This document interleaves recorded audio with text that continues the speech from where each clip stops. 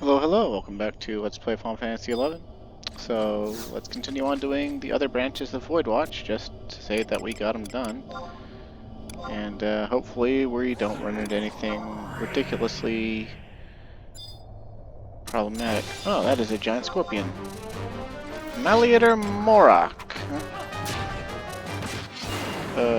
Okay. Bully! Good job, Blineral. You, Red Procton. Also, I reviewed the footage, watched the video for Provenance Watcher, and realized that when I weapon bashed him at the very start, we got white weakness.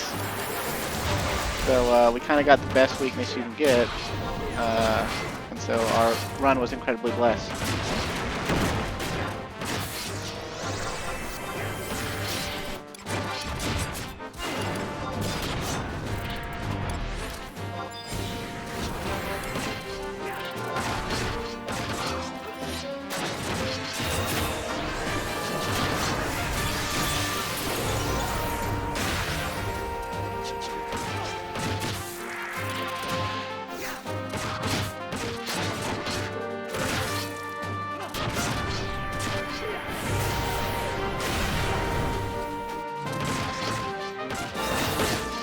Yay, meat heading!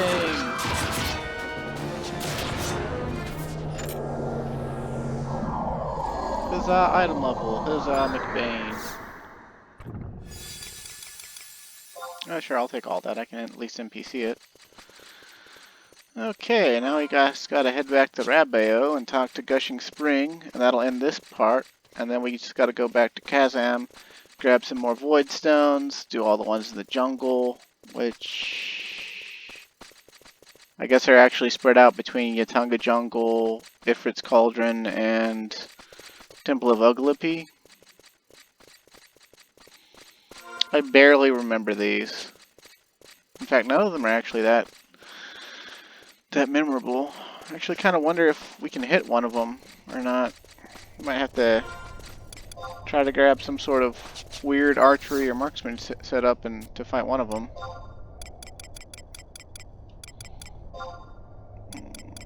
I think if we repatriate and take a home point crystal, we'll get back to Rabeo faster. Well, we might as well, right? Like.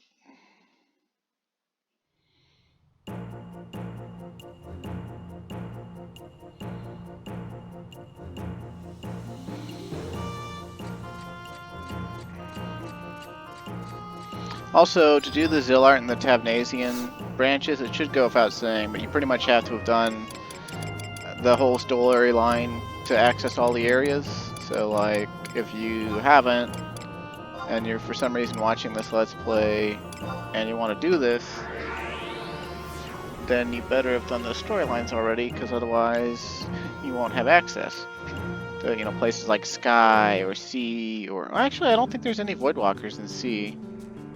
I know there's one on Pergo Norgo Island. We're gonna have to take that fucking boat again, unless we can take the Voidwatch warp.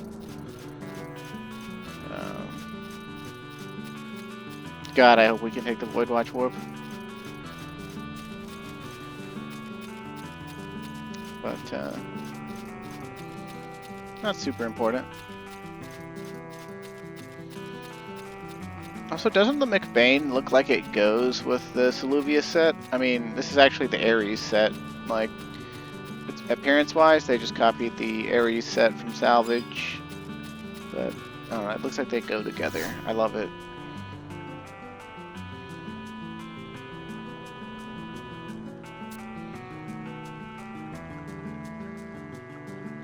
You'll learn more there if you're worthy. If not, you'll be discharged. Well, that's not helpful, you fucker. Also, I love how they're like, if you're worthy, as if we're not like the most badass motherfucker on Vana'diel. Of course, we're not actually the most badass motherfucker on Vana'diel, because we're actually under-geared compared to pretty much everyone else who still plays the game. Unless they're like freshly returned, or a total noob, or, you know, just very casually trying to see what 11 was all about. Oh, hey, I know that guy. That's Fox's husband. I kind of miss Fox when I switch servers. I am gonna switch servers at some point. I just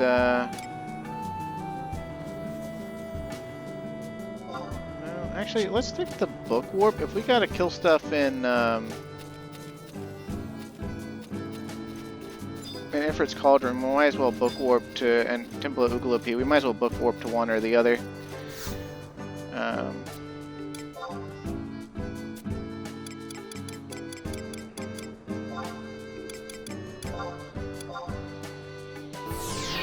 Looks like we have to fight a giant dire mite in Temple of Ugalapi. And for some reason, I don't remember it being a dire mite. I remember it being something else. But like I said, this is all kind of a blur.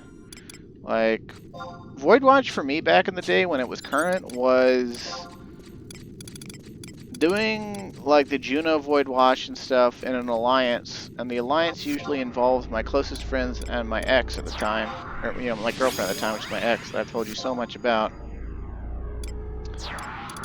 And basically, we would either direct the group or get directed, and either way, we'd get the win really easy in a full alliance. And then we would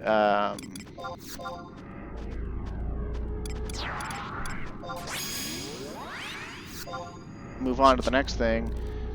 And Phase Displacers came out. I'm not exactly sure when, but after Phase Displacers came out, which was I think after Igalima and stuff came out. After that happened, let's see. Hold on. I'm not sure if we're even on the right map for this. I think we are. I think we just have to go south and then through the big rooms. So east, I guess. But yeah, after Phase Displacers came out, my group of friends and my ex, we all just teamed up, used Phase Displacers, and got shit done ourselves in a group of 6 or less. For the, like, literally for the rest of Voidwatch, except for Providence Watcher, which we got into a shout group with or something. I think we might have 6-manned it with Displacers. I don't think we did though. Nath. Nath.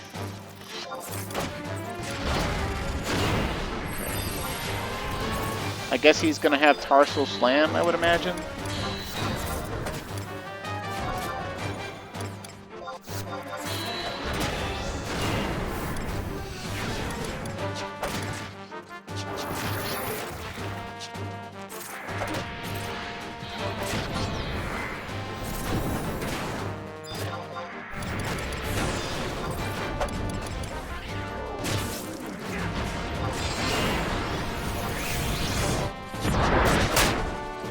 Oh, his ads all teaching at the same time as him on the same target, eh? Seems like it could be dangerous if they could actually hit us. Thank God for item level.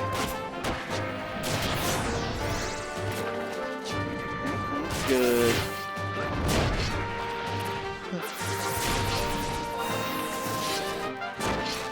Goodbye, Nathan.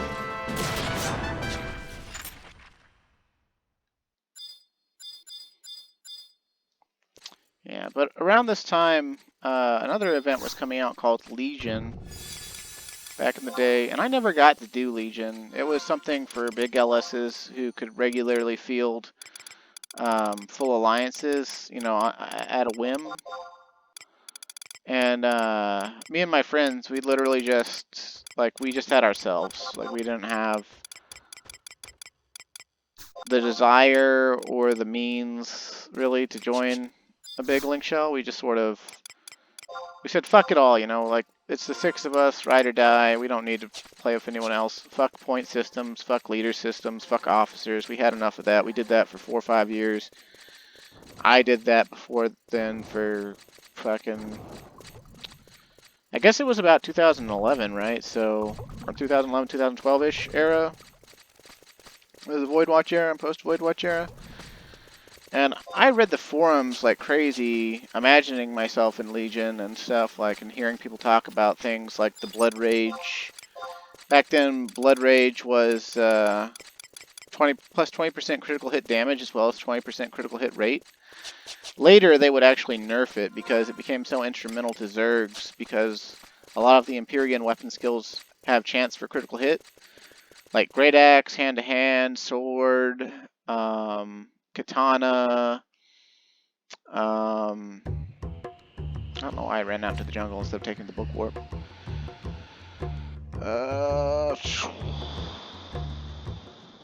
Dagger doesn't have critical hit chance, but the jobs employing Dagger, mainly Thief, they force a critical hit on the weapon skill with Trick Attack and Sneak Attack, so Blood Rage, at the time, still applied to their damage.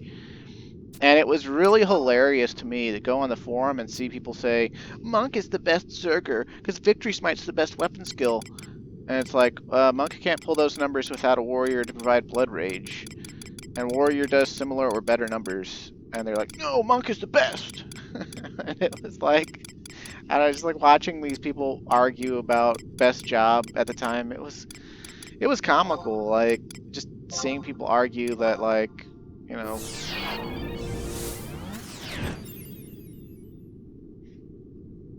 And Legion is like literally it's just like it takes place in the same place you do Ambuscade, so like Darkstone Underground, Abjalis or whatever. And like like I said, I've never done it myself. I don't know if there are trash monsters or if it was just boss monsters. But like you'd fight big monsters like the Igalima demons and the harpies and the I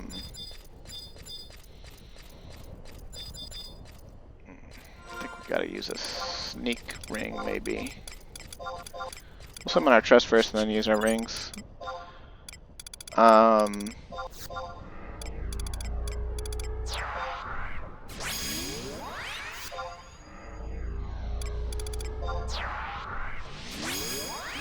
want Olmia? Nah, you know what? I'm gonna go for a more awkward setup this time around.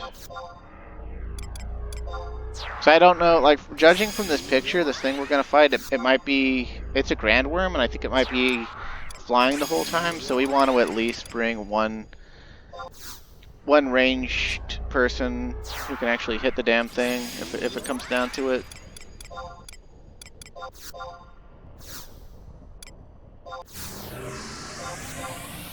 Probably should have brought a bow. Oh well. Let's see, Ifrit's Cauldron.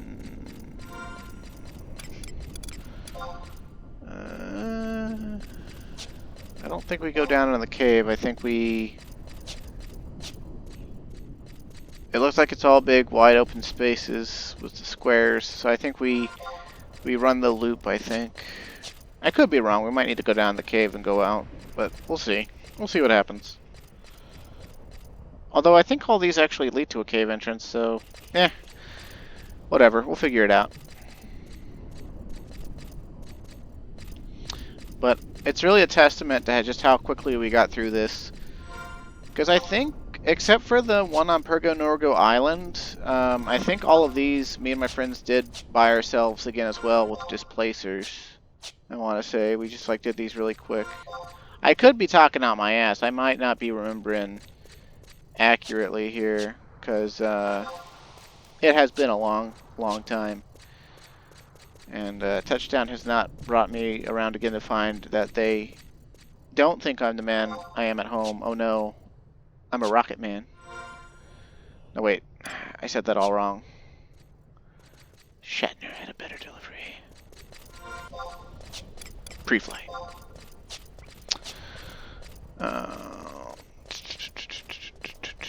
I always loved the Fritz Cauldron.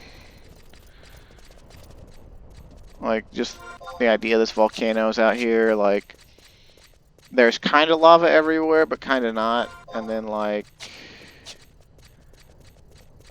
they don't ever actually let you, like, I guess the flame spouts, they kind of let you touch the lava, but...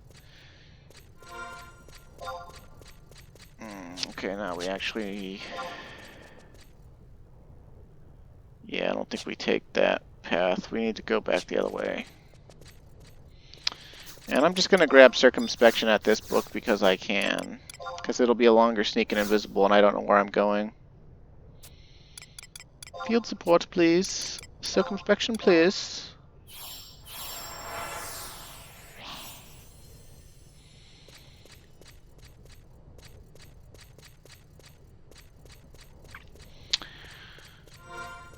But yeah. Like... Legion.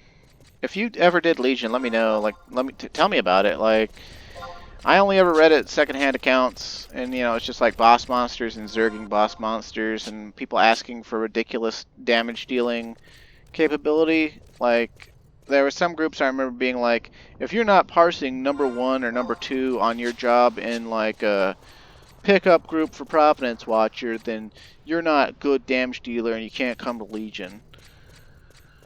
Which is like more or less translation for like, do you have an Empyrean weapon? Is your Empyrean weapon upgraded? Do you have all your Empyrean... At the time it was Empyrean AF +2, because usually the Empyrean artifact armor from Abysia, when it was fully upgraded back then, it was upgraded at +2, and it was either the best armor for your TP phase or the best armor for your weapon skill phase.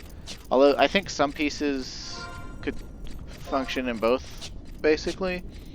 But like, and they had set bonuses too. Like Warrior's set bonus for the Empyrean armor was occasionally doubles damage on double attacks, and that by itself sounds pretty good already, right? But then you factor in if you had an Empyrean Great Axe, which if you had the Aftermath up, it deals double damage like 50% of the time on every hit. And so whenever you got your Empyrean armor proc on a double attack with Aftermath procs, you could actually see quadruple damage on your hits. There was literally times on a warrior where I hit harder with auto attacks than other jobs hit with their weapon skills. It was a beautiful, beautiful time to be a warrior. I don't remember any of the other set bonuses. Some of them were pretty, you know, meh. But I truthfully don't remember most of the set bonuses that came with the Empyrean armor back then. I know nowadays when you upgrade it to, I guess someone in my comments, there's like James Andrew and Jason Brown, I think, that are commenting pretty regularly now, and I appreciate that. I might have swapped their first names. Sorry, guys.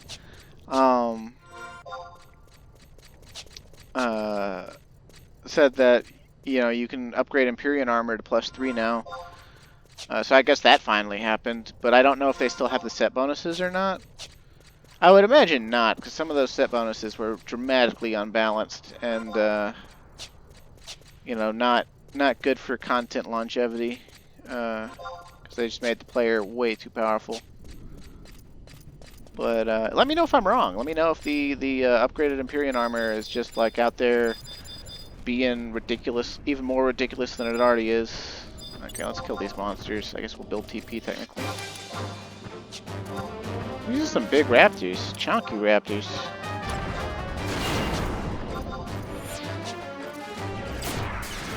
I think Eotyrannus is like a scientific name for a type of raptor from like prehistoric times. I don't know which era. Quickly, paleontologists in my audience, assemble. Now, who am I kidding? My audience isn't large enough to have paleontologists in it, unless by chance one of you regulars is one. Although, according to my analytics, almost all of my views come from, like almost every YouTuber, most of my views come from people who don't have YouTube accounts, which means they can't subscribe in the first place. So, you know, non-subscribers. And, I'm pretty sure anyone who's not subscribed to me, like, I'm pretty sure they don't watch more than a couple minutes, if that. My viewer retention is terrible. Although I thank all of you for watching and bumping it up slightly. When my videos first drop, my subscribers are the first people to them, judging by the way the average view time is really, really high at the start, and then gets really, really low over time. But,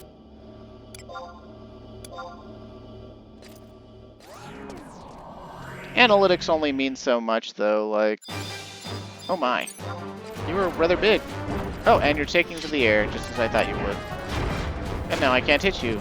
Can I kill your ads and, like, make you come down or something?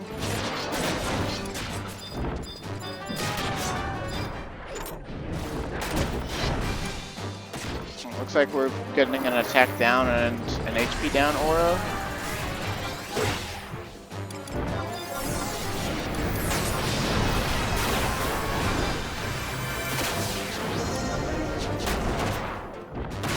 This one might take a while with just Tenzin shooting it. And he's only going to shoot it whenever we engage with it directly. So that's going to be a thing. How do I not remember this one?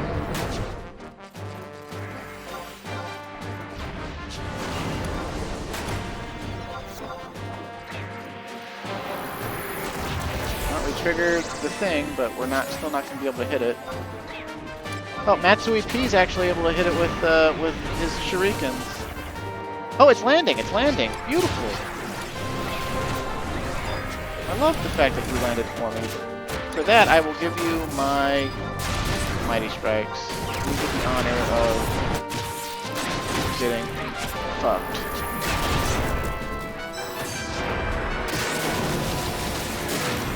Okay, we did not hit the damage cap, but we did do a 4,000 followed by 49,000 light.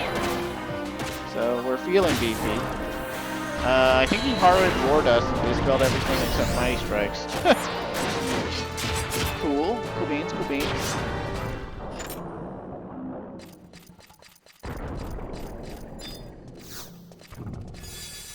Handful of wyvern scales.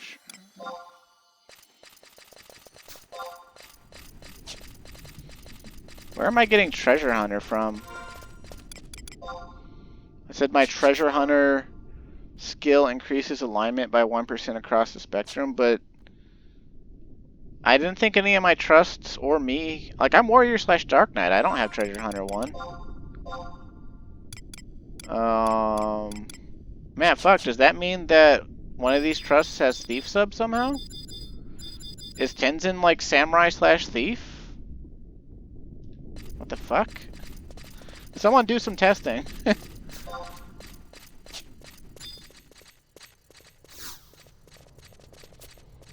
Okay, so I think we can repatriate again.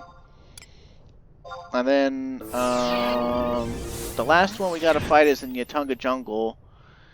And you can either fight it way down south near Norg, or like way up north, right outside Kazam. So I think our best bet is to just book warp to Kazham and then run right outside and fight it. Also, let's NPC some of this stuff first. Actually, let's see if any of this stuff sells decently on the auction house. We need money. We still need lots of money. We need lots and lots of money. I need to make more money in this game.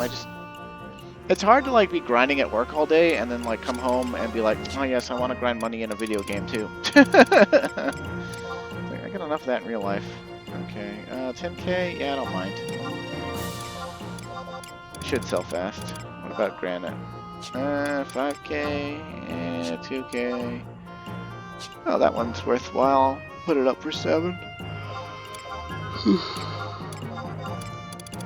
Okay, what about the pearl? Yeah, I don't think so.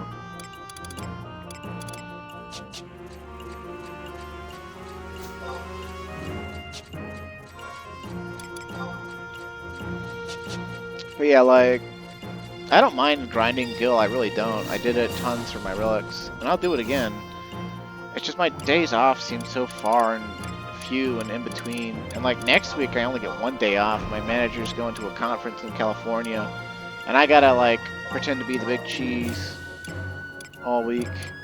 And when I say pretend to be, it means I gotta do all her work that she normally does without actually knowing how to do most of it. mean, I've been shown how to do all of it at least one time, but I haven't actually had to finalize it and like send it to corporate. And like, that's the classic problem with this place I'm working for, this hotel I've been working for like, I quit for a year because I couldn't get a promotion or a raise, and then I came back, you know, because it's a higher position with basically double the pay. And I don't know, let me use the book because the book is this closer to the cell phone. But it's the same story that it always is. The faces around the hotel changed. Like, it's a new manager. I'm the new assistant manager.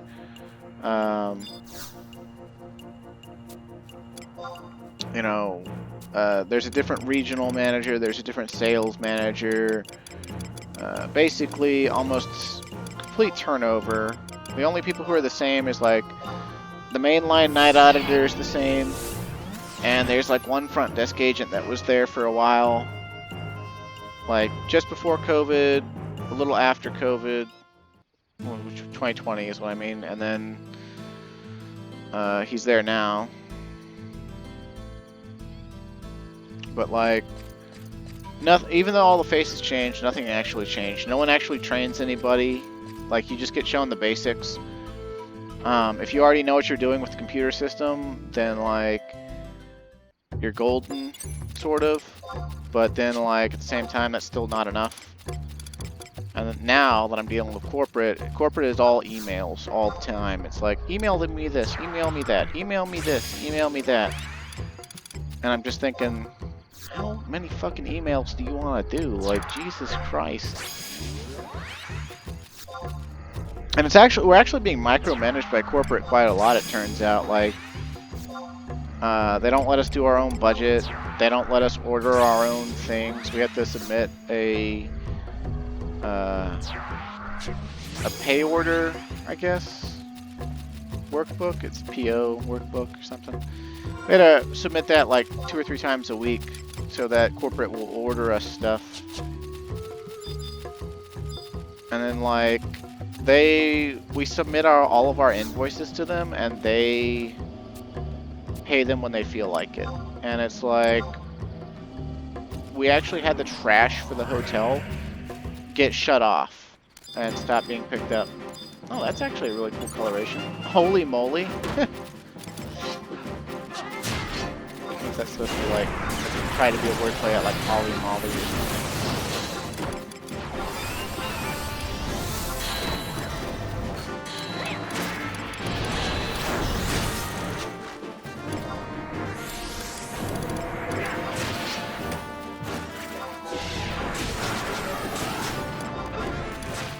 Either way, I think it will die.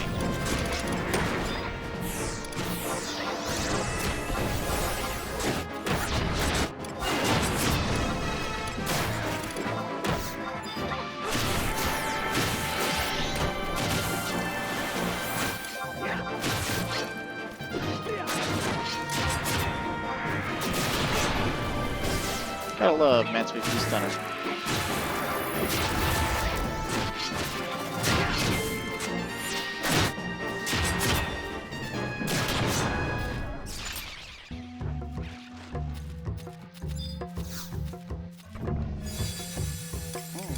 More dark steel ingot. Okay. Whatever.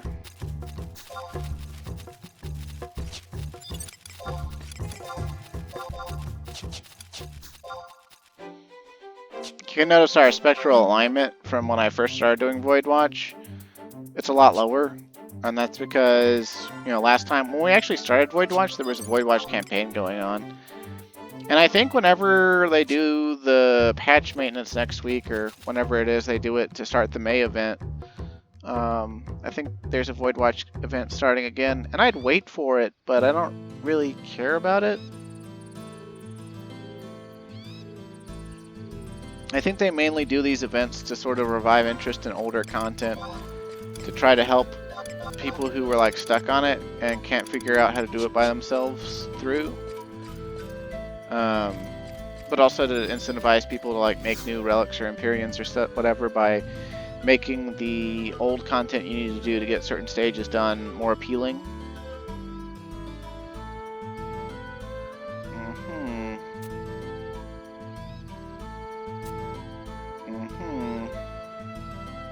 She talks about gore a lot.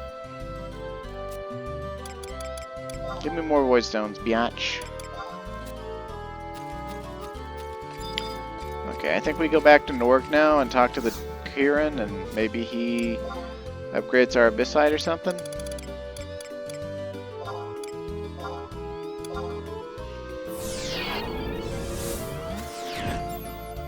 Oh. Kieran, then Gilgamesh, then Kieran again. And then go do these other ones.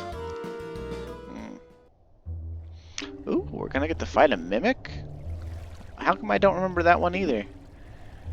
Man, there's just so much I don't remember at all.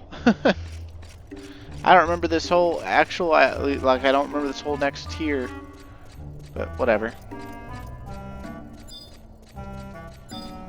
Hey Kieran, tell me things.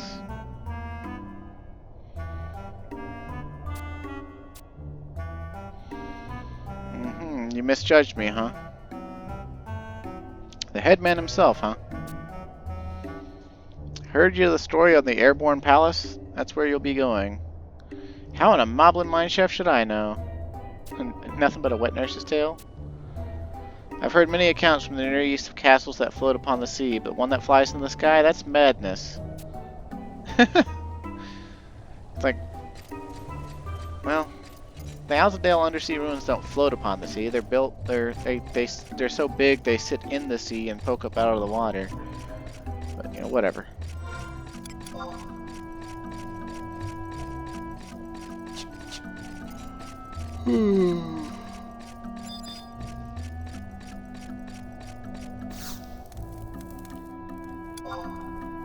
My love opened the door.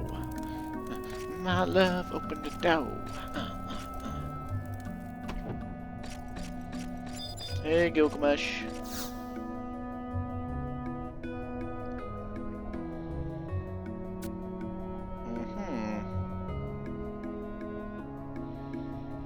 Ahoy, Comwin. 'Tis good to see you hale and hearty, matey.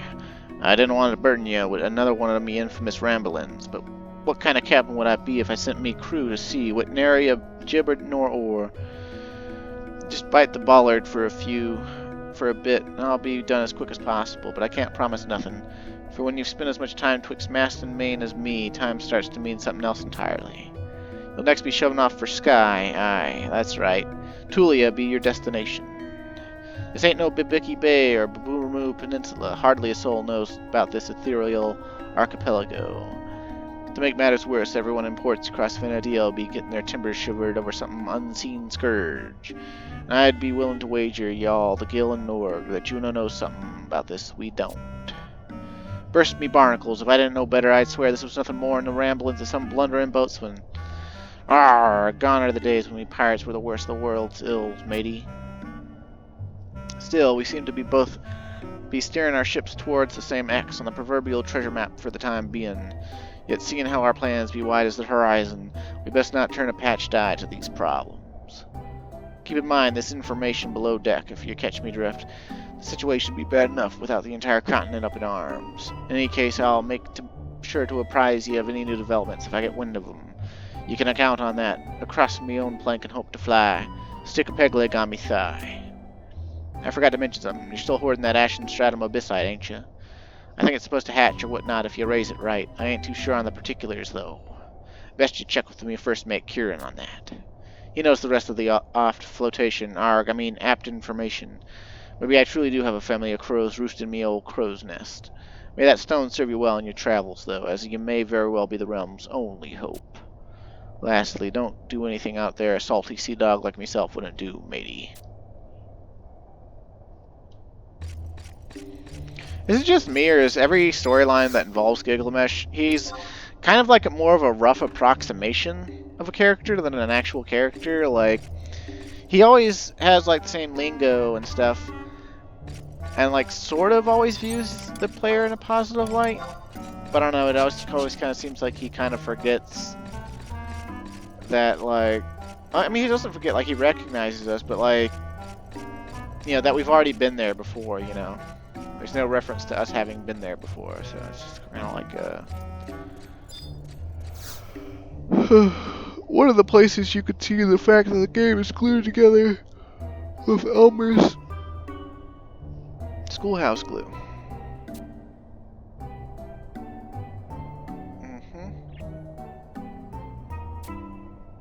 Delete to lower region first, huh? Spread your wings and take the sky after that's done. Sanctuary, Z-Top, Boyata Tree, and last but not least, Romave. Okay. Bow to the bow, baby. I guess we'll do Romave first. I think that's the closest one to Book Warp. And I don't know if it does anything wild or weird. It probably does, considering it's the Mimic. But we'll find out.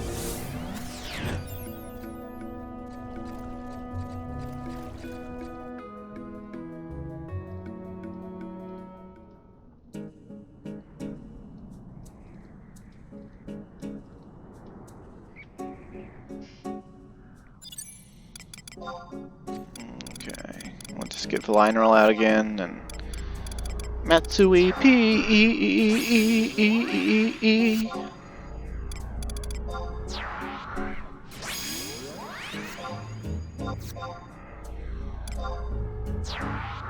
Oh, you know what? Fuck you, Koromor. I don't want King of Hearts.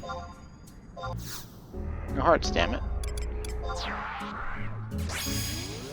Let's see. I think we can just go west or east, and there'll be a Voidwatch thing to touch, so. Bully for us. I wonder if we're getting any titles for killing these ones. Nope, not yet. Although I'm sure the later ones will start giving titles out. Guess we might as well kill these things, build TP, and make club and whatnot. I imagine the fight will be short enough that the buffs won't wear off. Although, fun fact, I was reading through History of Benadeel at work today because I was trying to remember exactly what year Voidwatch came out. And I had forgotten that, I hadn't really forgotten it, but like it's one of those things I hadn't thought about in a long time. That Last Resort, the Dark Knight attack power increase, it's on a 5-minute cooldown, and it's always been on a 5-minute cooldown. But the duration of the ability itself used to only last for 30 seconds. All the way until 2011, that skill only lasted for 30 seconds. And remembering that made me realize why I never took Dark Knight main long term. Because all of its skills are like really potent. But like they don't mimic King, huh? I guess we'll use a Doom screen? I don't know. We don't have Doom screen. Well, whatever. Just kill him the old-fashioned way then.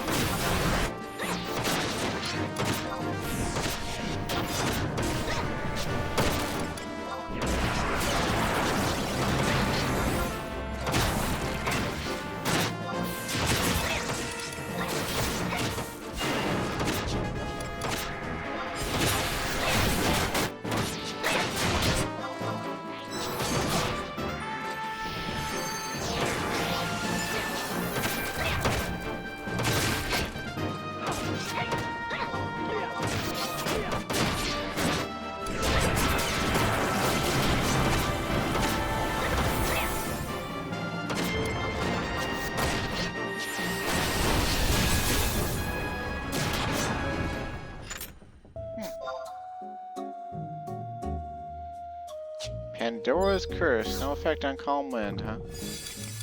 No, I don't care about yellow rocks, so... Come on, move along, Calm Wind. You can do it. I believe in you. Okay, so now we have to go into Sanctuary of Zeta or Boyata Tree. Let's knock out Sanctuary of Zeta. I think we can book warp to the outpost, and then there's one, basically there's a spawn for Voidwatch directly south of the outpost. I think we might have to be mildly careful with the next one, because it looks like it's a coral, and it's a red coral, so I think that means it has Blink of Peril. Which for Sun and M still, it puts you down to 1 HP, but for others it just instantly kills you.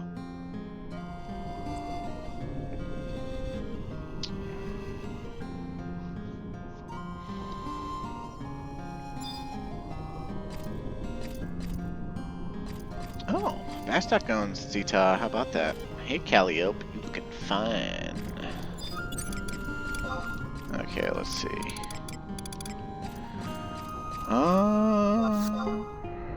In all honesty, I don't think Tank Trust is really gonna tank it, but you know, whatever.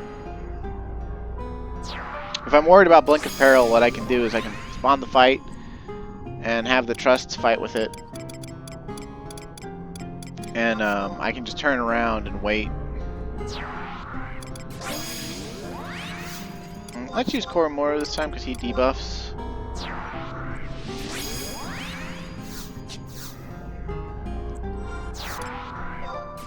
And yeah, we'll just run south. We're not even going to mount up because I want to hear the Zeta music.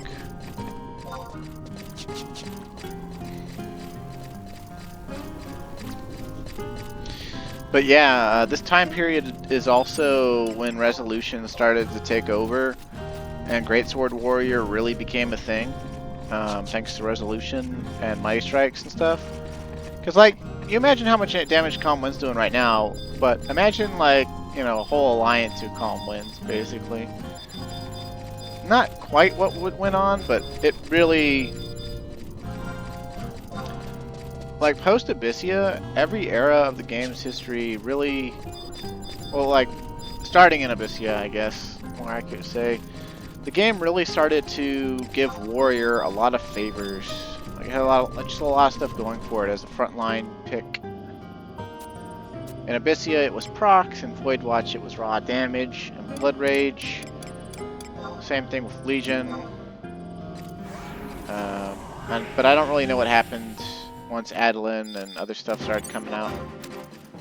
Cath Paluge. Palug. Okay.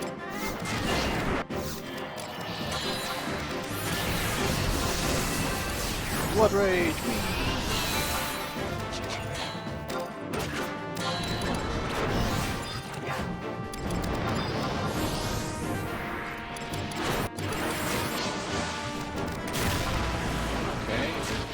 Charge Whisker. I could have brought Blue Mage and learned that. I don't have that spell learned yet, I don't think.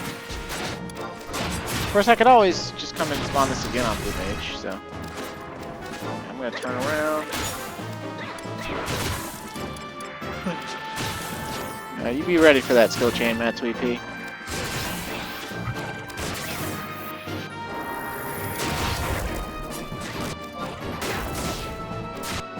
Charge Whisker? Okay, I can take Charge Whisker.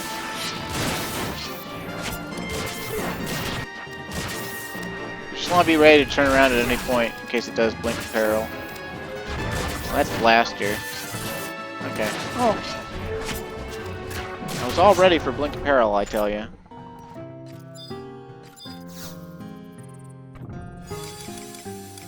Okay, nothing special. Okay, so now we gotta go to Boyata Tree. And it looks like the spawn points in Boyata Tree, according to this map, are on the first floor-ish? There might be one on the second floor.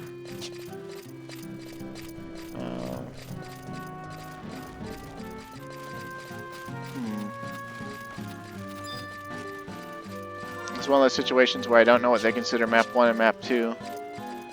And it's actually a cutout of a map in this flowchart.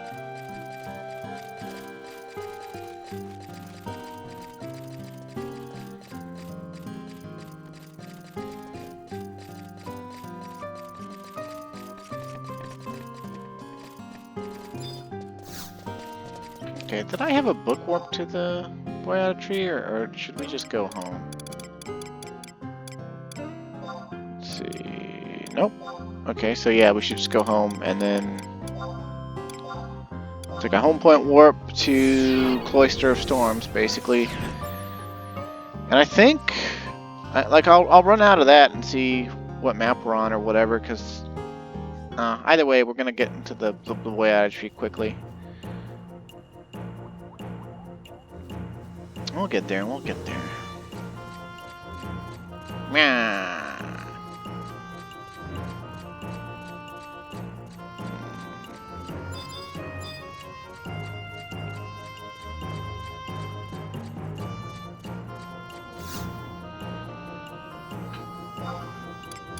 All right, let's see.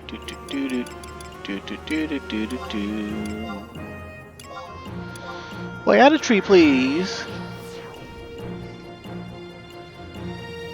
Scoot doot boogie.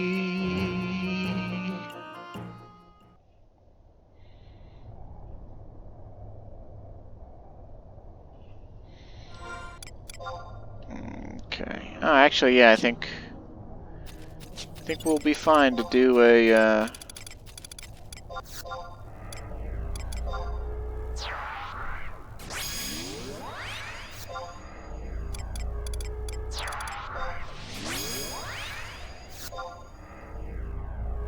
And this one's a Treant, by the way.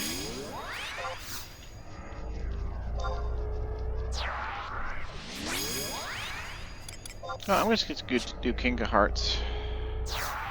I don't think this thing's going to last long enough for me to care. Although I might not use Soul Eater.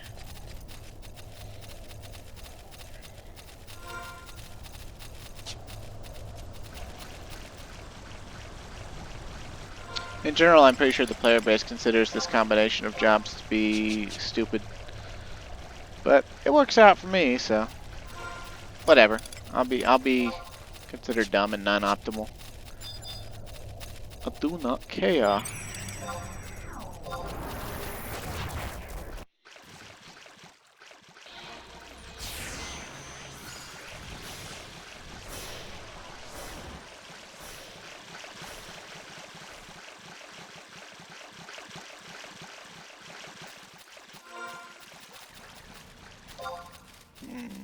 Cutout says just to the south? Yeah, okay, there it is.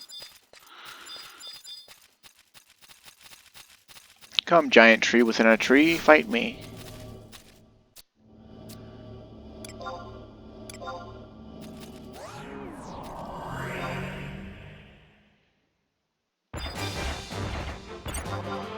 Mode run, huh? Yeah.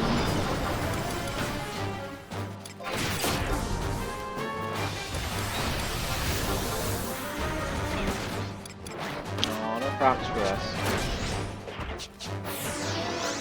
Maybe I should go buy some tomahawks, see if that will proc things.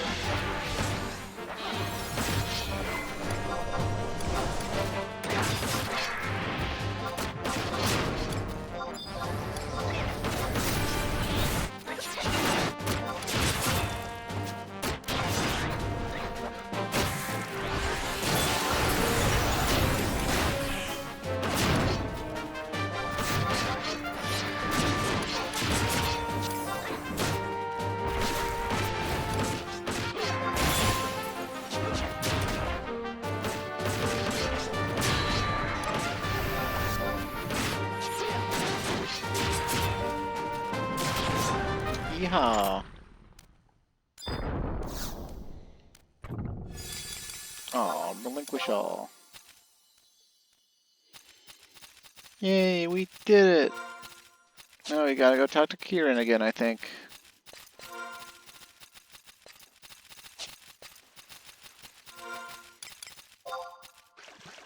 Man, I spent so many hours up in this tree skilling up back in the day.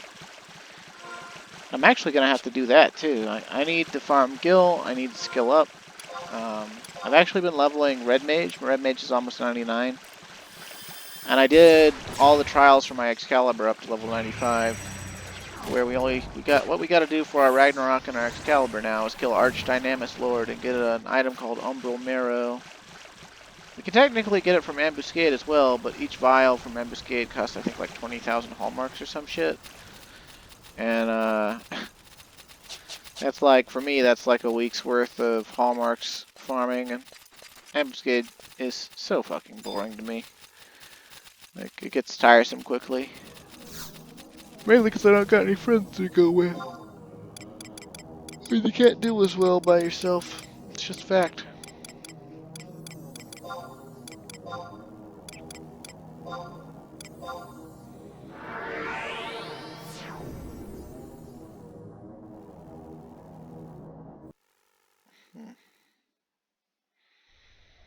Now, I wonder if we'll be able to beat the next 3 Voidwatch monsters without displacers, because they are like end bosses.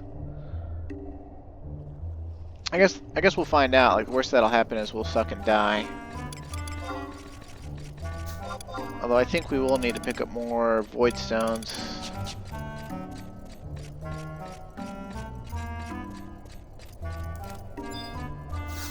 Yo, dog. Give me the next stratum Abyssite, you slut. He's hesitant to give me the privilege, huh? Names, codes, or something?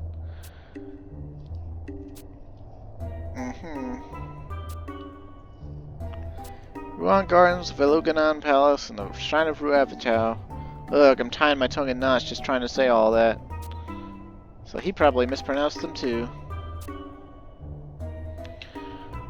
Okay, Buttero. Can do. Can you just give me the Void Stones? You can. Excellent. Spank ya.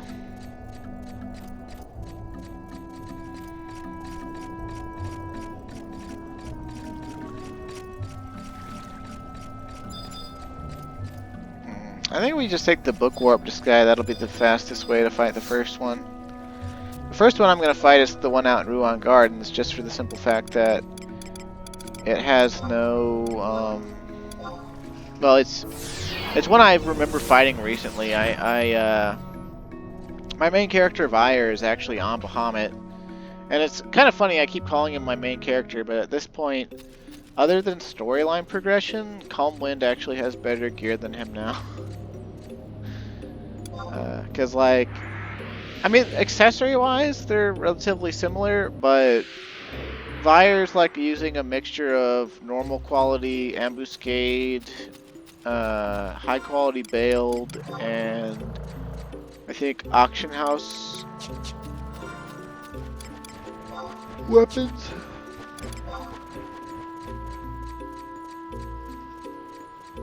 Yeah, Vyre's completed all the storylines except for Voracious Resurgence, that I've never touched on them because I just haven't. And I don't think I was supposed to go down the stairs actually. But yeah, over Christmas, my brother was doing random things in 11 a lot. Oh, they seemed random to me. They all had practical purpose. Like, he was getting money he was saving up for his Kraken Club. Which he has a Kraken Club now that he bought. He saved up the guild naturally. He didn't RMT for anything. He just straight up saved up, I think it was like 500 million, and then he borrowed 100 million from a friend just to ensure that he could make the purchase. And then he gave all the guild one of his mules and moved the mule around server by server until he found one he could buy. And I think he wound up buying it for about like 520 mil or 550 mil or something like that.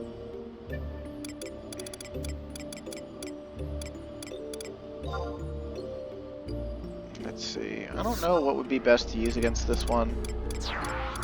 It's a harpy, so it does annoying harpy shit, and it has ads that are also well, no, I think they're not harpies.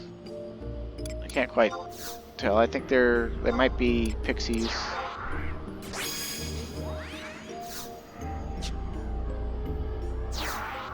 Either way, it should be mildly more dangerous than what we've been fighting, so.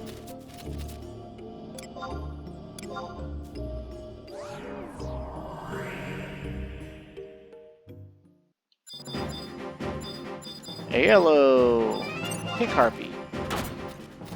Oh, it actually hits us. Ow. Sure.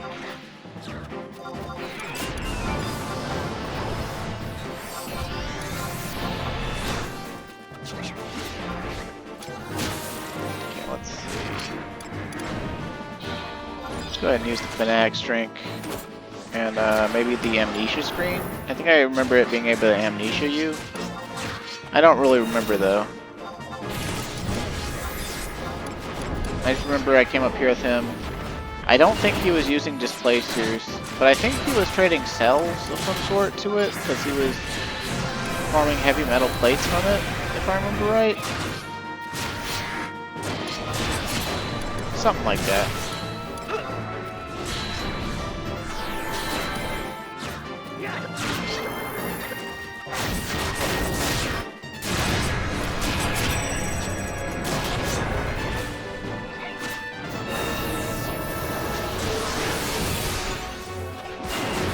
Quite resilient.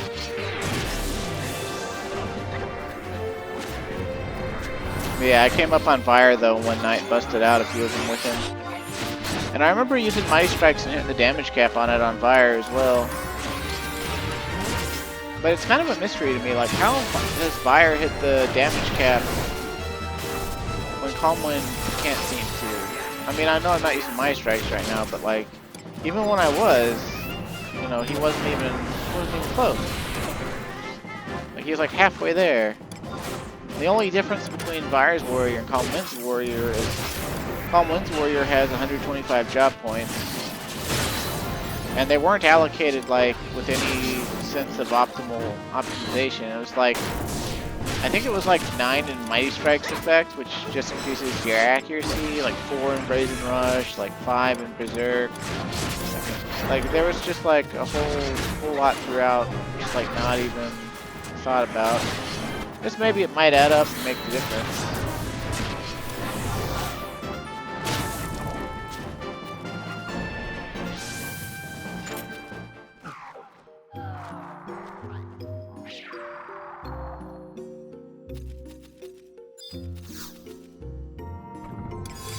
Ooh, crystal petrifacts. I'd care about those, except I don't. Yay! Okay, now for the next one,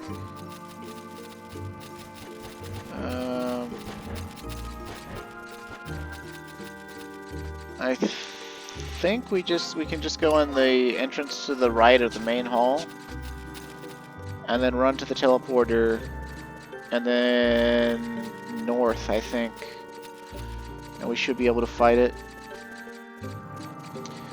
And I know earlier in the Let's Play when I was up here doing this and doing Sky and stuff, I think we ran past people who were actually fighting this next one, and we at least saw people hitting it in the log. It has the same model as Kirin, and it even summons ads that are the Shijin, because it's just a reference to that. But I don't know if it actually does anything. Oh, we get titles for these ones. Neat. Alo Abater. Or Abator? I think it's supposed to be Abater, but maybe it's Abator. Oh, look it up. It's probably an actual word. If you ever want to get a really deep vocabulary in English, just play Final Fantasy XI in English. Oh boy. Okay, yeah, it's just abater. Law person. A person who affects an abatement. I think it's just abater. I can't read that. Usually dictionary.com has a pronunciation thing that you can click and it has a Microsoft Sam say it. Whatever.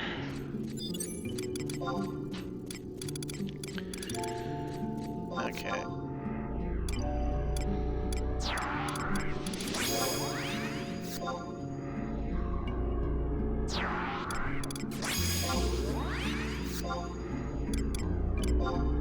might want debuffs on this one.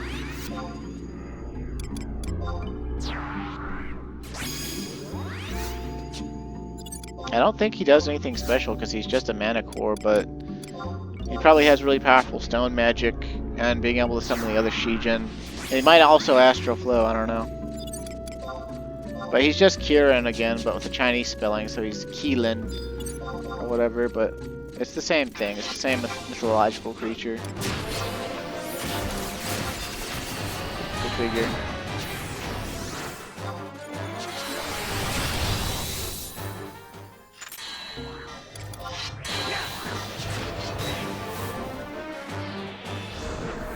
Also, we're totally strong enough now.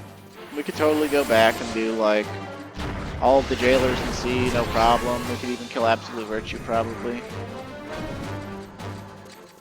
Because at the end of the day, Absolute Virtue is only like level 95. And I think it still has like 100,000 HP. But think about it. Provenance Watcher has 380,000. We killed that. So like, it might not be effortless, but I think we could kill Absolute Virtue if we could get it to spawn.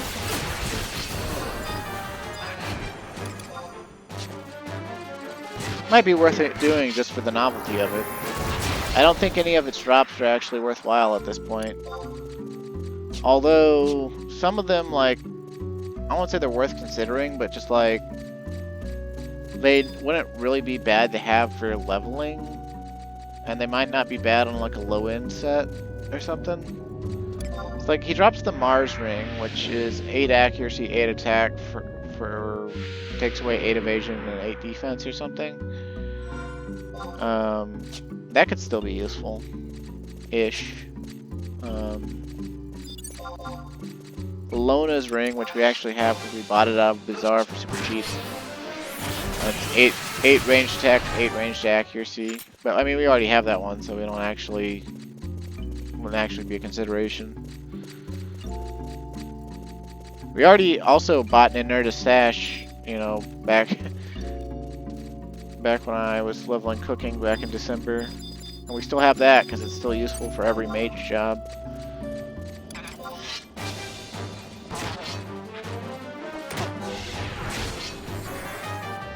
They don't like giving mages jobs with belts other than red mage, like black mage, white mage and stuff. They don't really get that many good haste belts. All right, let's try you on for size, Keelan. I assume we'll be fine because I assume most people aren't using displacers up here to fight this thing, and they just kick its ass. Sure does hit harder than... No, I guess AOL hit us for 200 damage. Kinda whatever.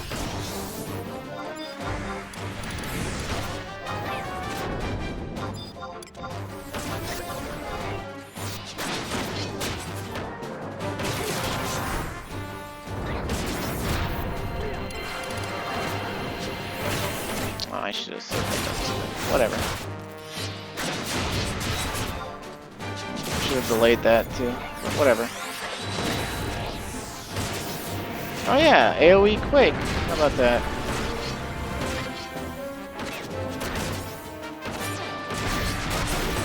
Oh, fragmentation weapon skill. Okay.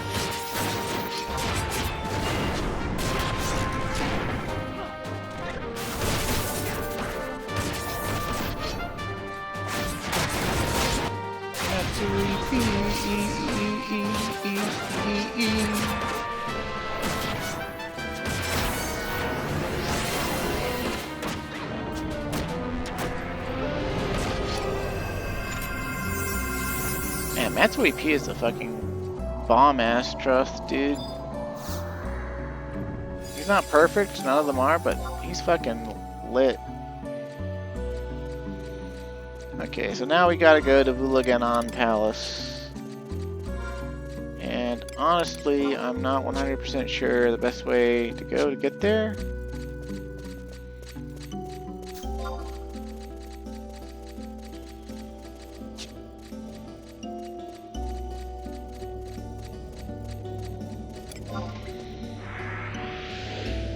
see, where do the cutouts say?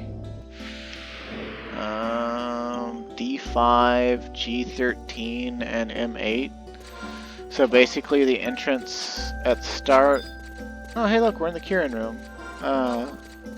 Entrance at the start on the first island.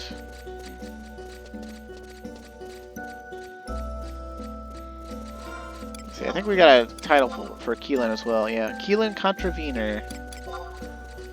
Okay.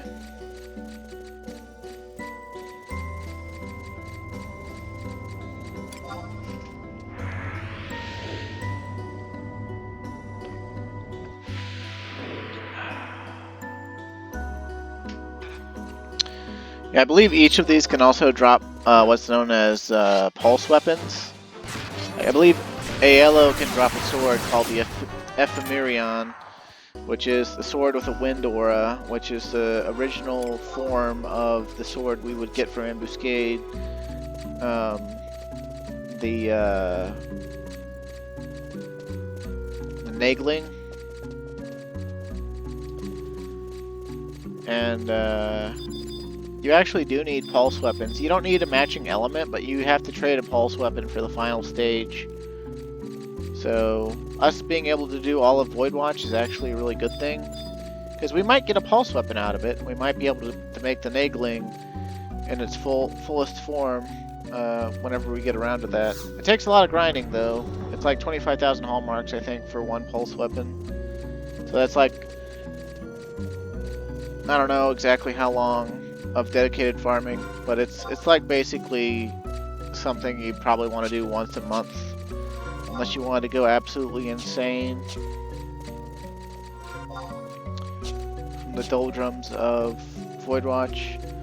Although I've heard that if you do Intense Ambuscade, which is version 1, if you do very difficult on that in a group with an Abjalis seal running, you can get like 18,000 hallmarks or something like that. It might be 1,800. Either way, it's a lot. It's a lot of hallmarks. And you can rattle them off, and like, you, every month from row objectives, you'll get a couple of Abjalis seals, I believe. And so, like, every month, if you actually have a group, you get kicked off to a really healthy start on your hallmarks.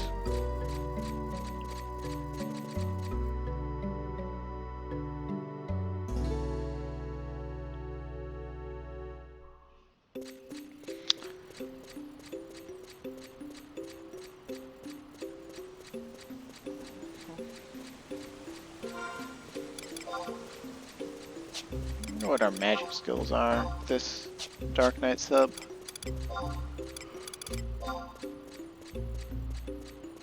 Oh, okay. Yeah, makes sense. Sounds about right.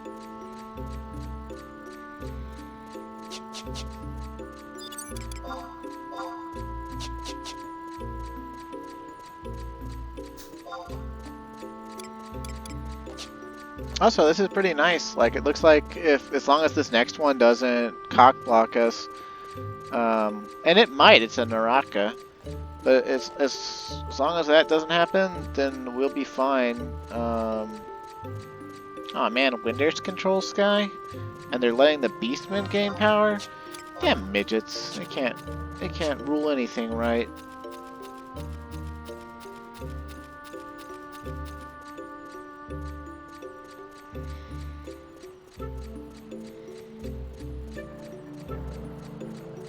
Kind of like being up in the sky again, too, by the way. That was one of the coolest things about Voidwatch as well, is even though they didn't add any new zones and it wasn't like a full expansion, just the fact that a tiny smidgen of storyline went through it, and it caused you to go all the way back around, you know, all of Vana'diel, basically. All the old expansions, all the old areas, to fight these crazy powerful monsters. You know, it felt good. It felt good. Didn't necessarily feel amazing, but it felt good. I liked it.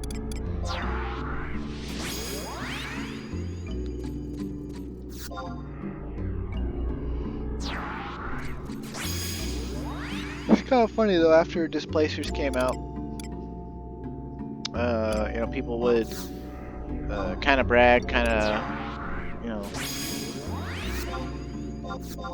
say stuff like, well, if you use displacers, you're a scrub.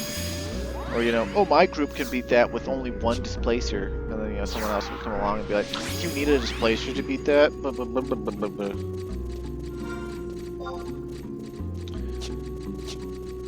And quite honestly, being able to use displacers, it was just really a measure of how much gil you could throw at stuff.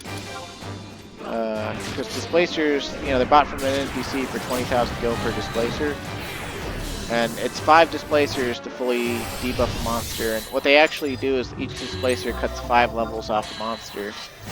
And these monsters are like in the 110s, like all the way up to 120 or whatever. So, you know, you cut them down to level 99 basically. You cut them down to being even matches or thereabouts or weaker by using displacers. And that's it. You basically get rid of level correction. And I'm thinking we might have to go into the other entrance from the outside. Let's see, hold on a second here. It says G13. So, yeah, we need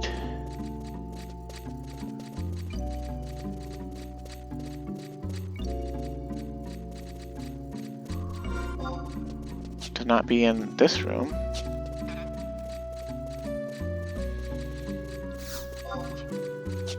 I don't think we can get through the next room though, because I think the blue door is going to be shut or whatever, right? So, something like that.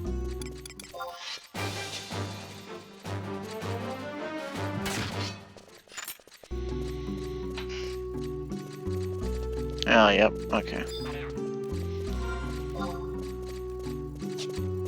Go figure, go figure. Man, my toes are itching like crazy. What the fuck? I wonder if I got a mosquito bite, like, through my sock or something. That's what it feels like. Ugh, it's like a bump.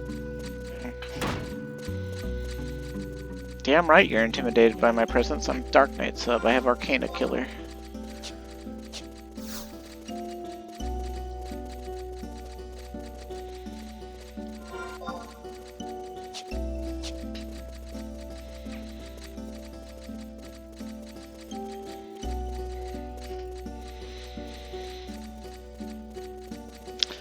But yeah, Keelan, Aelo, and this next one is called Optala. They all drop, have the possibility of dropping pulse weapons. Keelan can drop a dagger called the Coruscante, or Coruscante, or whatever. Aelo can drop that Ephemerion, and Optala can drop one called the Bison Osafune, which I believe is a great katana. And funnily enough, I don't remember Optala. I wonder if maybe my mind wiped it because it was difficult. And it's like, oh, we only got to fight that once. Now we're gonna stick to fighting Aelo to farm heavy metal plates. Yeah, that's these Voidwatch actually. It fed the upgrade upgrades because like Voidwatch came out when the level cap was 90. And during the Voidwatch era, they raised the level cap to 95, and then a little later on to 99. And to upgrade Empyreons past level 90, you need 1,500 heavy metal plates, which Voidwatch can rarely drop you, like, directly one plate, or a pouch of heavy metal plates, which the pouches, I think, turn into anywhere between, I think, 3 and 9 heavy metal plates, something like that. So you wind up having to do a shit ton of Voidwatch whenever you make an Empyrean. And like, my main character Fire has the Empyrean Great Axe, but it's only level 90. And I never even, like, I might have started the trial, but I only ever got like 13 or so heavy metal plates. I wasn't willing to, they're a really popular item to sell, and I wasn't willing back then to farm gil and buy it, And I think I mentioned this before, but I steadily watched all of my friends save up money in-game and upgrade their Empyreans past mine. But they were like, you know, 2 of them were blue mages, 1 of them was a monk, but only really came bard. Although I think he actually wound up upgrading his Dardobla, so I guess it worked out. Actually, we want... I think we actually want Urhgan, because I believe this thing is undead and he'll do Holy Circle. That'll give us damage resistance as well as damage up against it, so... I always love taking advantage of the circle abilities. They really highlight the nature of Final Fantasy XI. That nature being that everything is situational. And every job has its niche and its specialization where it's the best job for the situation in the game. I was actually thinking that if the Warrior Zerg strat against Providence Watcher didn't work, I was going to try it on Red Mage when I got Red Mage to 99. But if I couldn't beat it on Red Mage when I got Red Mage to 99, I was fairly certain that Corsair, of all things, would actually be really good to silhouette on. Because at item level, you know, damage from Providence Watcher isn't really that much concern. It's purely the fetters. And so I was thinking that, you know, Corsair, like, can engage the Providence Watcher and the Trust can beat on it, and Corsair can back off and shoot it while also buffing all the Trusts. And then doing pretty respectable damage themselves. But then the thing is, when the fetters come out, all of the darkness aligned ones, so the dark one, the water one, the ice one, and the earth one, they all take only physical damage. And then the thunder, wind, fire, and thunder, wind, fire, and light ones, they only take magical. Well, not death penalty. Leaden Salute is darkness magic damage that it can shoot with its gun from far away, so it doesn't have to be in the Doomfetter range. And then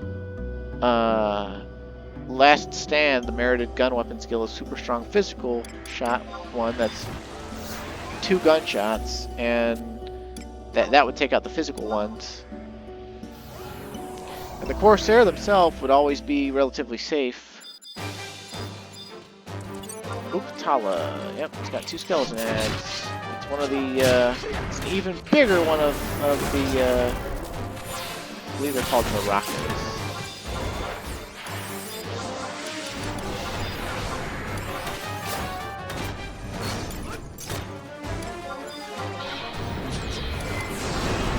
Our fanatic strength. And I think our amnesia screen.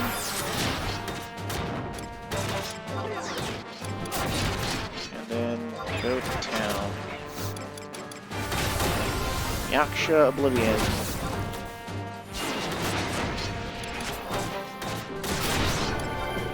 Dusty Wing.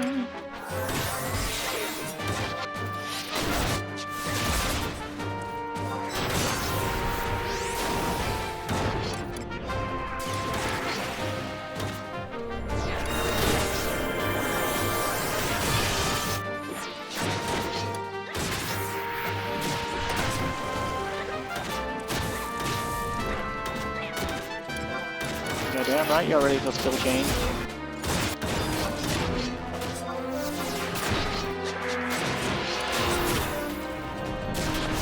Sakura Storm.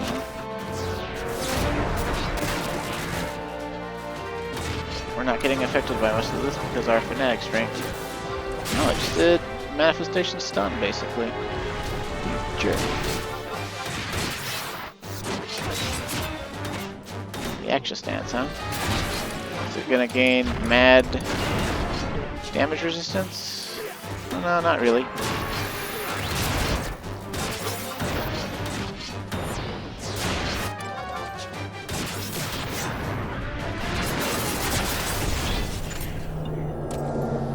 Okay, not too bad, honestly.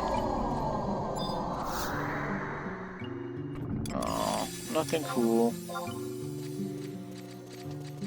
Dun dun dun. Well, that concludes Zilart, so we just have to go back to Urhgan now. Easy peasy. Guess we could just warp on out. Cutscenes are gonna take a minute anyway, and be more or less just as fast or faster than running to the book to repatriate. So now we just gotta go talk to Gilgamesh, and we get the quest completed. So then it'll be off to Tavnasian Voidwatch.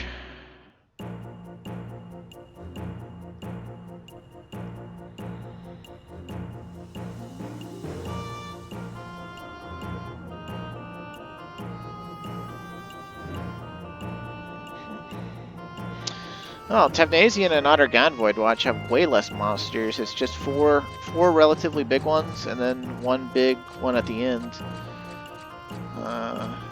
The big ones at the end I remember. And I remember them because I actually got a pulse weapon from one of them. I got the pulse weapon axe on my main character. And I think he still has it. I wonder if I can debox it. It's called like the Ayan 3 or something like that, or Ayan 3. It's like a crescent moon axe that has an earth aura. Go figure. Okay, let's see. And it actually caused me to merit the axe merited weapon skill back in the day. It's a 4-hit weapon skill called Ruinator. It's actually really strong. I don't know if Beastmaster main's merited or not these days. I don't know if it's considered good these days. I liked it back in the day.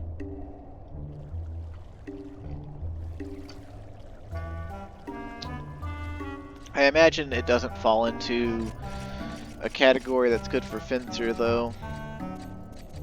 Savage Blade apparently has kind of taken over the game as everyone's first thought of what's the strongest weapon skill? Savage Blade. Are you sure? Yes. It's like, man, who busted out the spreadsheet and started infecting people's minds?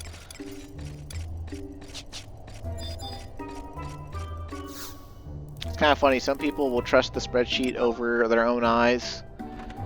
Like, you could show them a weapon skill like in person doing more damage than what the spreadsheet says it should do, like 100 times, and they'll just be like, well, you're eyeballing it. You need to mathematically calculate it with a parser. She's like, bro.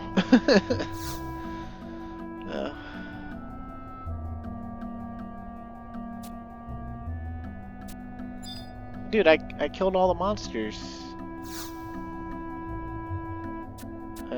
Was I not supposed to talk to you, or did I fuck something up? Did I not? No, it said all my stuff wore off, so I killed all the monsters. Did I miss something here? Am I supposed to talk to Kieran, maybe? Before Gilgamesh? I think with the spreadsheet. The spreadsheet. Actually, it's not the spreadsheet. It's the infographic somebody made. It just said go back and talk to Gilgamesh.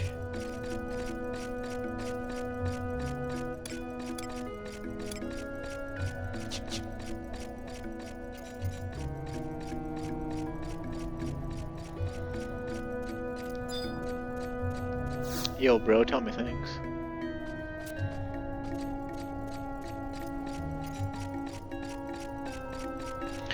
Is that really it? That's what we had to get for the sequence trigger for Gilgamesh to give us the cutscene? That's dumb.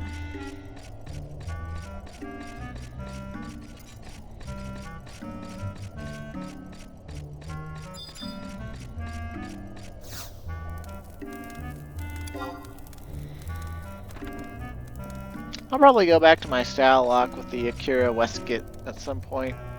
I really liked that style lock, especially for Adolin content. But But I just felt like Salok this because it's like, this is the Ares set originally, and I'm going to war. Dude, what the fuck? Why isn't... Like, Kieran had different dialogue. He said, oh, you're back. Go talk to the boss. I'm talking to the boss.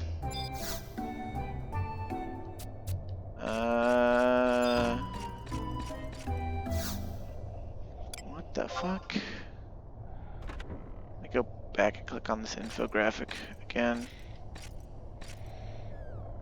Oh, no, that's the one for Juno. Where's the one for... After defeating all Tier 3 battles, talk to Gilgamesh for a cutscene, and it will clear...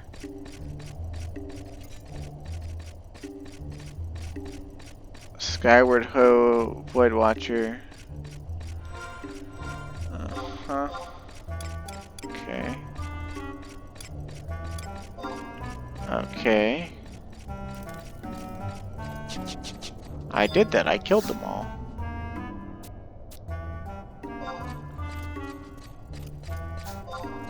Did, like, I not kill them hard enough or something? Like, did I not open a box and get credit? I mean, I killed them all. We got the titles for them all.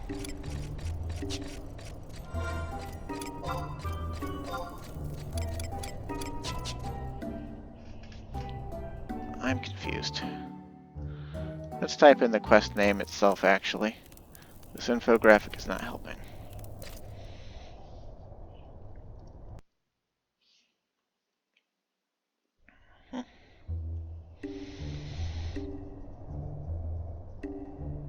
Yeah, okay. You cannot get the next cutscene if you do not speak to Chiron first. If you speak to Gilgamesh first, then Chiron, you must zone to get the cutscene from Gilgamesh. Stupid Final Fantasy XI spaghetti code added again. Okay.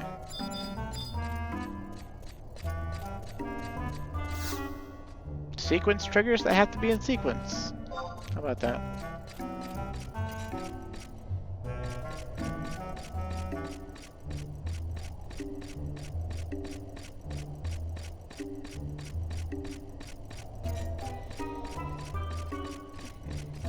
I'll probably keep the McBain, and even when we get a better sword, I'll probably style lock to the McBain. Although I kind of like how that Ophidian blade or whatever looked with my other style lock, so guess we'll see.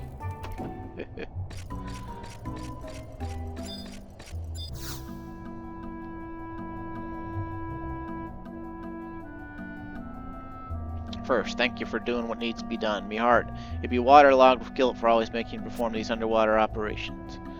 Yet, you be the only one I can trust. With all these lily-livered deckhands in me service, none be fit to hold a sword if ye ask me. Which makes it all the worse to tell you that we be getting drenched in the Voidwalker squall, and we be taking on water faster than we can bail it out. You still don't know much about this perfect storm of sorts, which I find queerer than a crying kraken. The westerly winds bring 'em tales of destruction from the Near East as well. Sadly, me hands be tied, and I have the time to drop down no dinghies for our neighbors to the east. Which is why I be sending ye. I figure ye'd be hoisting sail and shoving off as soon as you heard this anyway. And that fire in your belly be what we need most right now. The violence be spreading like Selbina butter on bread, and no matter how many fiends you slay, there be no end to 'em. We ain't got the foggiest idea what be going on. You be the ballast that keeps Vanadil upright to calm wind, and the realm needs you now more than ever. This may not be worth a grain of salt coming from an old sailor tucked safely away in his captain's quarters, but don't go overboard with the heroics.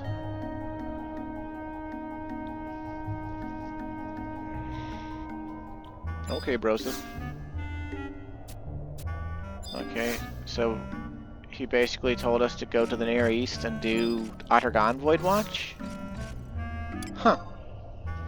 I thought that was supposed to be quest completion, but he just wants us to do... Huh. That's interesting. I don't remember it going that way, but then again, there's a lot I don't remember.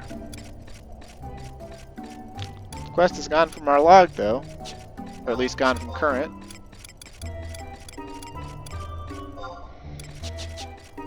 Okay, well, I guess we'll grab more void stones and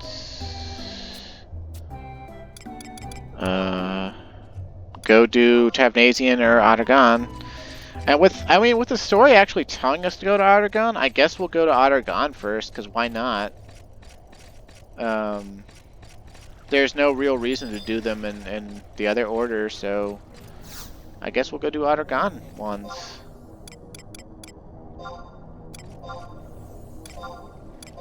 I was just gonna go in order of expansion, but hey, if you know, if Gilgamesh said, "Hey, go help the Near East," we actually got direct direction, so why not? I think it'll be about the same difficulty either way, so. Okay. Who do we talk to, though? Speak with NPC Camille at Wadjo and Woodlands at M7 for a cutscene. Quickest way is to exit Urhgan White Gate through the Ironbound Gate at H10. H10, that's the one at the southern port. And I guess we'll pick up, we'll grab Sanction with enhanced meal duration because we can. Hey, a reason to use Sanction, how about that? Reason to use the power of the Fire Crystal. Right, Signet's Water Crystal, Sanction's Fire Crystal, Sigil is Wind Crystal, and Ionis is the Earth Crystal. They fucking tucked the first Final Fantasy's 4 crystals of the elements into FF11. I love it. I love it, I love it, I love it. And they're kind of thematically, you know, they fit the theme of the areas, I guess.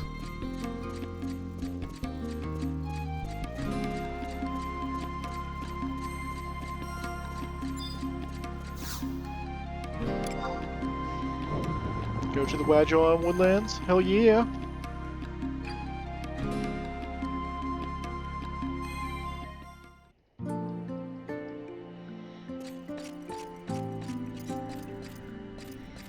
Alright, so we're at L7. Where's M7? Oh, all the way east, I guess? Behind this? Oh, no, oh, she's right there. Okay.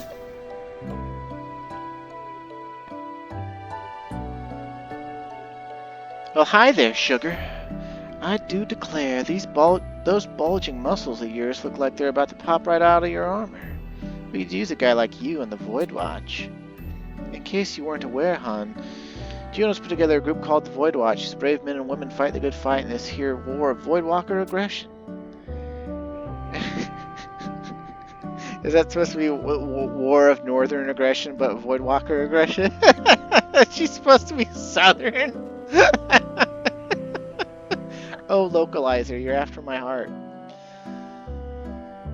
And the fact that we're courting adventurers like you says a barrelful about the Empire's predicament. Those trainer drips of whatchamacalls'em are swarming these lands like flies on a dead chocobo. I tell you what! But Urhgan's just too stubborn to pull its uppity head from the sand and take a gander at its surroundings.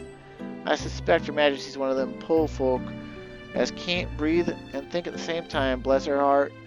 Makes me think we could send a few airships black as night to open up their ports and give them some common sense.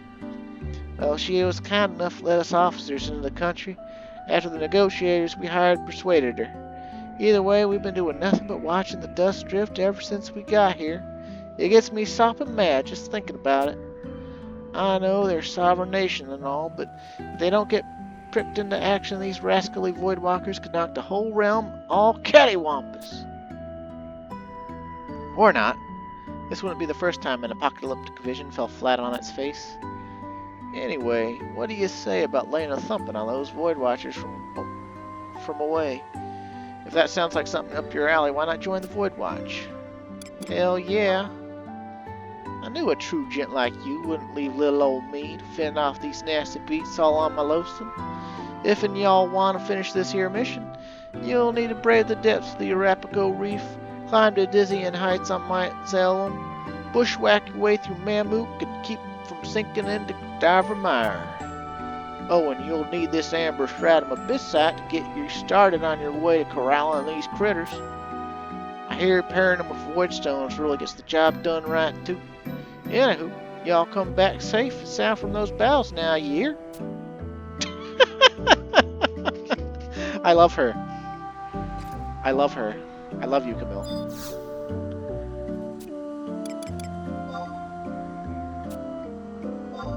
Okay. So, now that we've done that, we can go fight bitches in places. I wonder what she's doing there. All the Serpent Generals, and they're dressed up to look like a Serpent General. And they're a Master Level 20 Thief, and they're Japanese. Seems cool to me.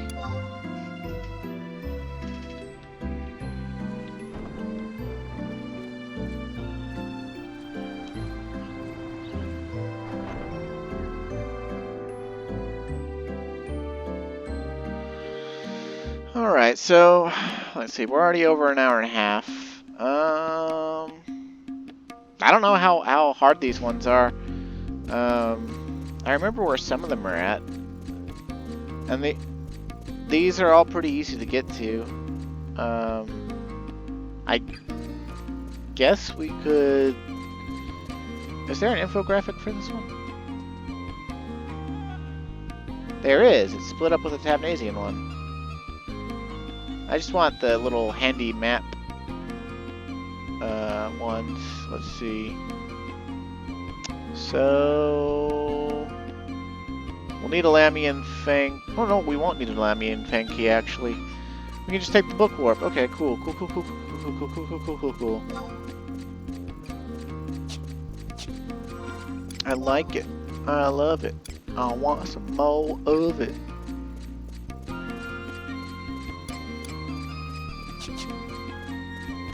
I kind of wish I could do a girl voice better, though. I feel kind of inadequate. Like, I can't really do a softer, like, more feminine voice. Although, I guess I better not feel too bad. I mean, there's some guys who sound like girls who wish they didn't. There's some chicks that sound like dudes that wish they didn't. And sometimes they don't even have to be a detransitioner to be that way. There's a detransitioner YouTuber I watch sometimes. They were trans, they kind of got a following for speaking out in YouTube videos about detransitioning. And it's kind of beyond the scope of the Let's Play, but it's really interesting to hear that side of the story for that kind of, you know, human experience. It's definitely an experience I'll never have. I've never felt uncomfortable in my own skin. The only self-hatred I've ever felt is completely mental, insofar as, like, depression, you know, why can't I succeed at life in general, stuff like that, thoughts like that. Sometimes I feel like all I do in life is I prove that I could be really successful, and then I fail. That's about the size of it.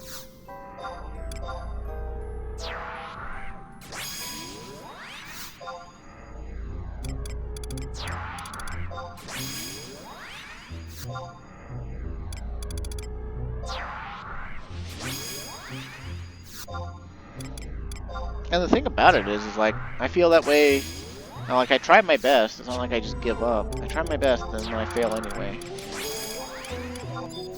That's how a lot of my life feels. And then, like, that's why, like, memes like that Picard meme where it's like, sometimes you do nothing wrong and you fail. There's not always a lesson, you know, that is life or whatever. But, you know, sometimes it's just, you know, like, it happens to you enough and you just start to feel like, you know, well, I guess as long as I live to see another sunset, you know.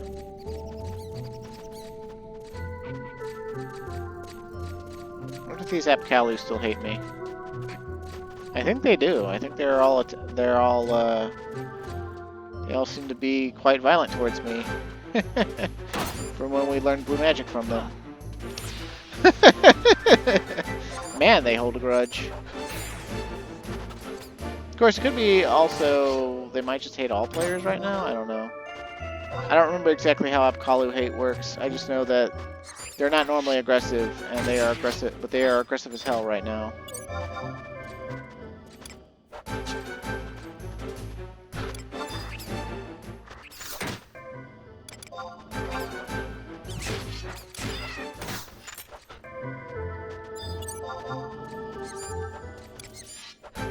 We're not really helping by killing them, but you know, whatever.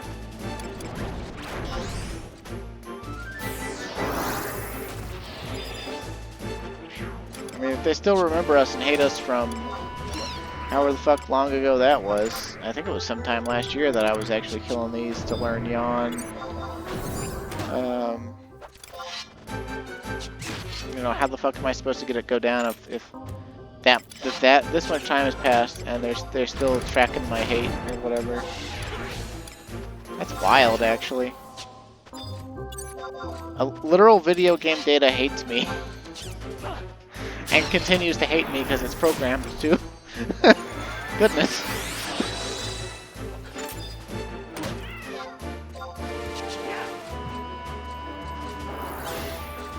I thought this was going to be a quick in and out, and these penguins had different ideas. It's okay, though. Okay. I've actually seen a lot of people fight this one, too, both when I was learning blue magic, but also when I was doing Excalibur trials. There's several other places to fight him. And, he's a cut trub, so you get to see yourself do a shit ton of damage.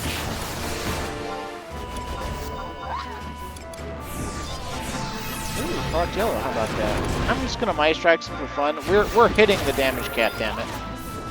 We're hitting the damage cap because we can. Because we can!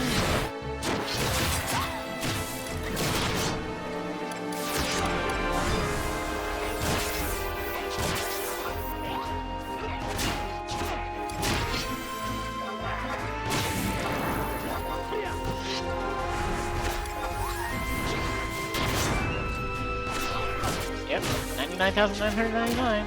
Yeah, it's mainly because he's a cut drub. He looks like a frickin' ninja assassin. I totally should help that. Oh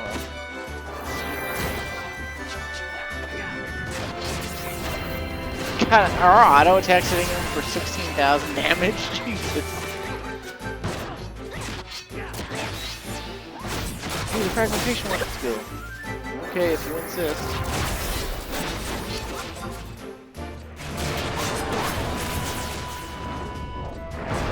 Ooh, light for maximum damage as well. Fun to the sun. But God, think about how much HP he has. Fucking beast, man. Probably should have changed my sub to Samurai sub for this one. But, yeah, well.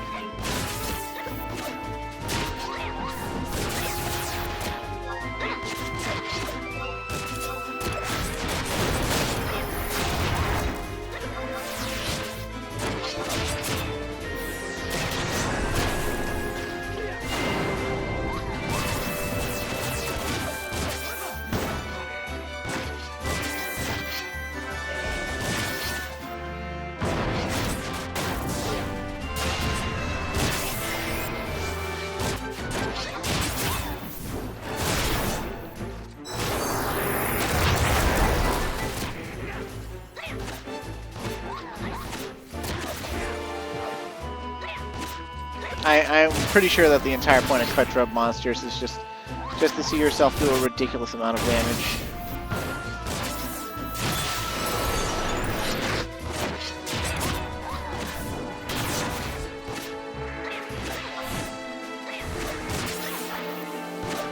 Let's turn these names off though. They're like in the way of the. I know we're kind of got them like pinned against the wall and we're just sort of like going ham, but.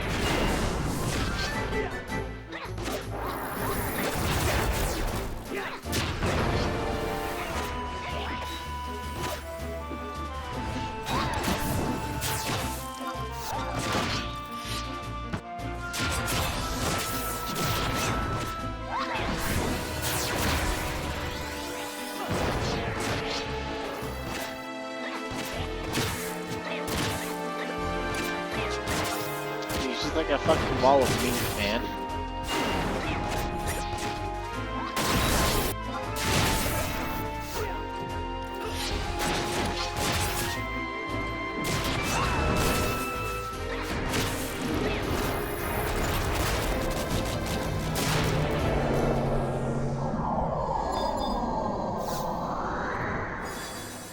Chunk of rift sand. That's for like making more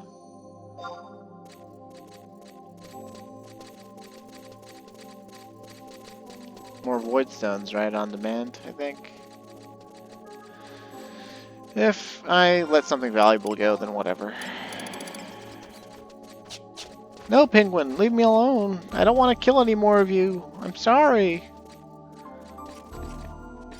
Calm Wind was just a moron, and he wouldn't learn Yan quickly. I didn't want to kill as many of you as I did.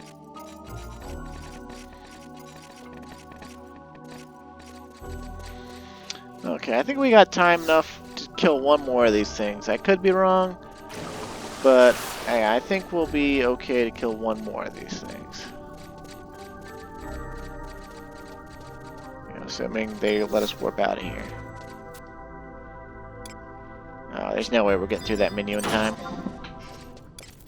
Oh, she actually landed the hit. I'm impressed. But only slightly. Only slightly. Okay, I don't think there's any other books that we care about that are close to other ones. The other ones are in Mamuk, Cadavermire, and Mount Zaolm.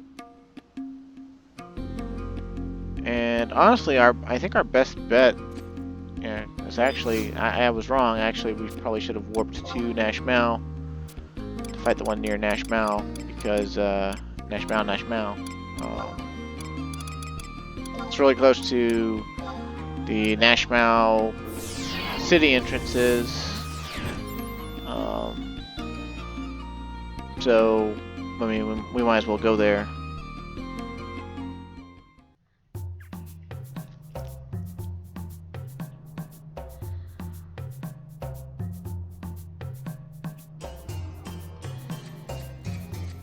Also, if I remember right, I think the ending monsters, not the one we're about to fight, but the ending monsters for both Urhgan and Tavnasia, I believe they were unique monsters added to the game at the time.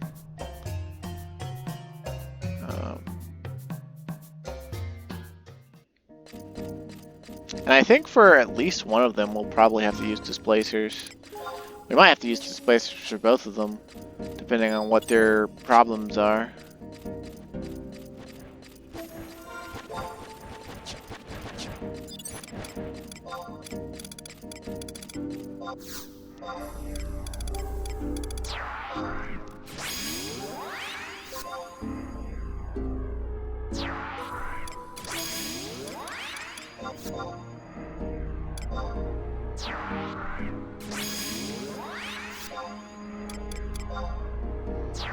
Man, I wish I had more time to do it, like a back-to-back recording or whatever.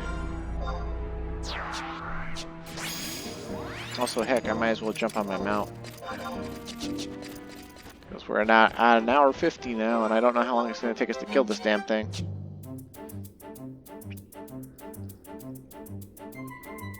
That Cutrub had so much HP, it took a while. Is this imp gonna aggro me? Gonna aggro me, imp? You are, because you're not intelligent at all. You're just fucking stupid.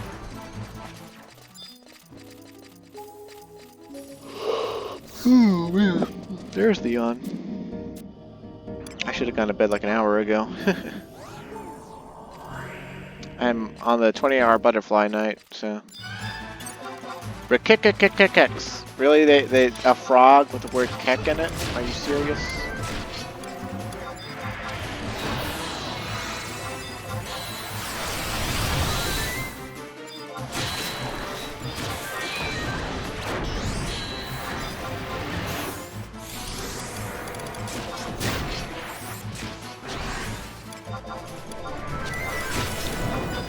get lucky with Whip and Bash every day.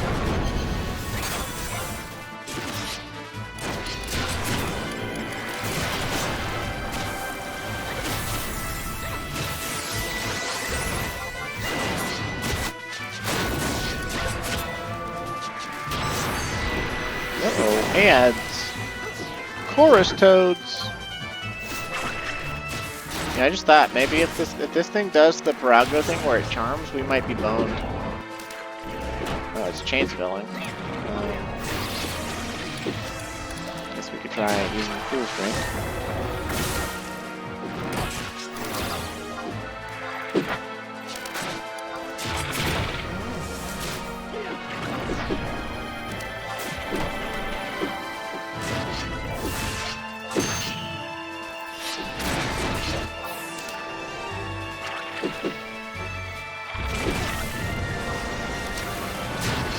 Yeah, the temporary items for Voidwatch made Zerging stuff really possible. You just block out whatever monsters you're doing and kill. Kill, kill, kill. Moonstone, we can NPC that. Oh. If we had inventory. I'm sorry, Upgaloos.